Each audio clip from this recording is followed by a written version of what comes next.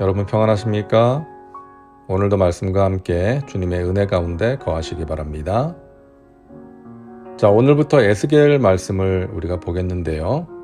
오늘은 에스겔 서론입니다. 먼저 에스겔 선지자에 대해서 알아보겠습니다.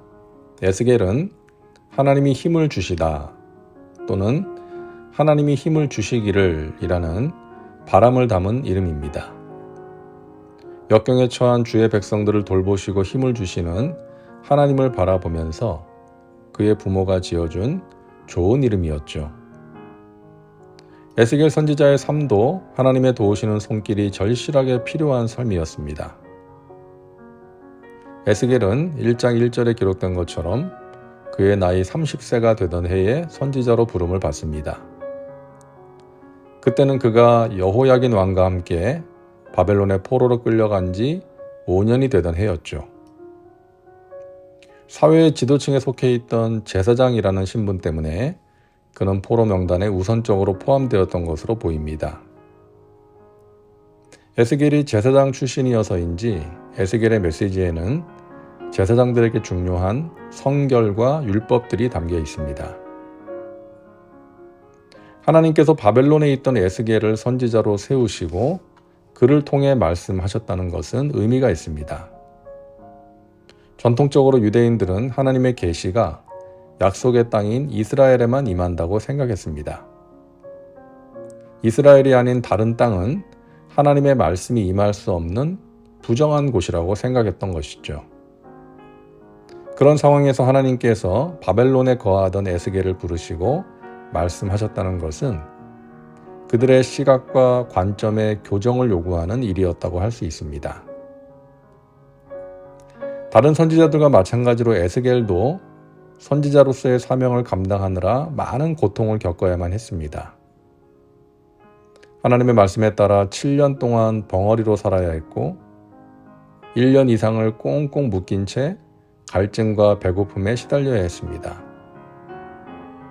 뿐만 아니라 사랑하는 아내의 죽음 앞에서도 에스겔은 마음속 깊은 곳에 있는 슬픔과 아픔을 묻어둔 채 마치 아무 일도 없었던 것처럼 냉정한 모습을 보여야만 했습니다.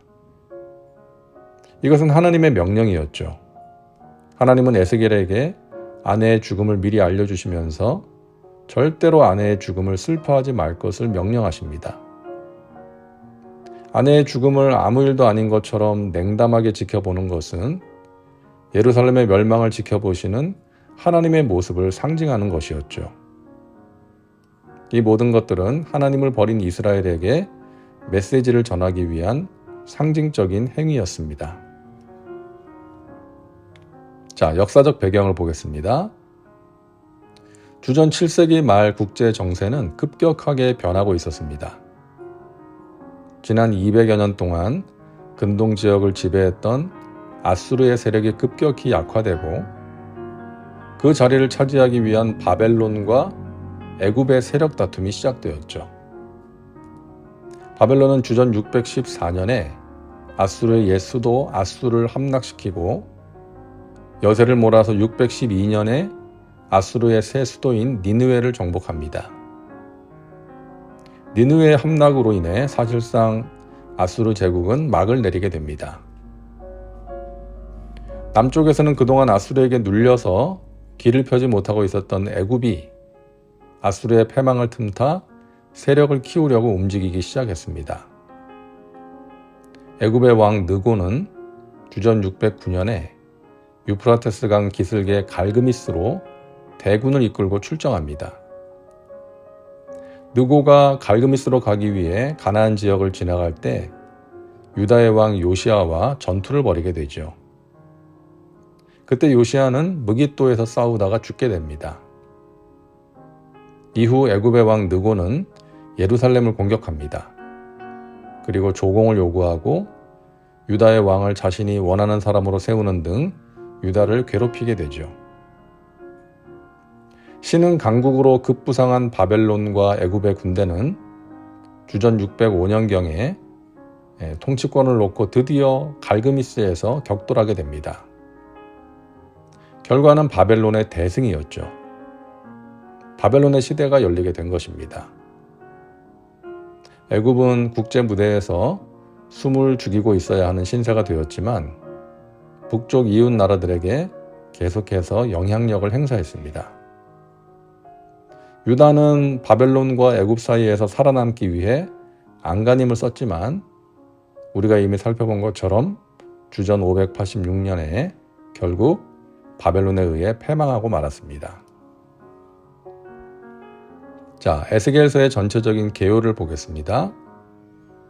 먼저 1장부터 3장까지는 에스겔의 소명이 기록되어 있고요. 4장부터 24장까지는 유다와 예루살렘에 대한 심판, 그리고 25장부터 32장은 열방에 대한 심판, 그리고 33장부터 이제 마지막 48장까지는 유다와 예루살렘에 임할 축복에 대한 메시지가 기록되어 있습니다. 자, 오늘은 여기까지 하고요. 이제 내일부터 에스겔서 1장부터 우리가 함께 나누도록 하겠습니다. 기도합니다. 사랑과 은혜가 풍성하신 하나님, 오늘도 말씀과 함께 살게 하시니 감사합니다.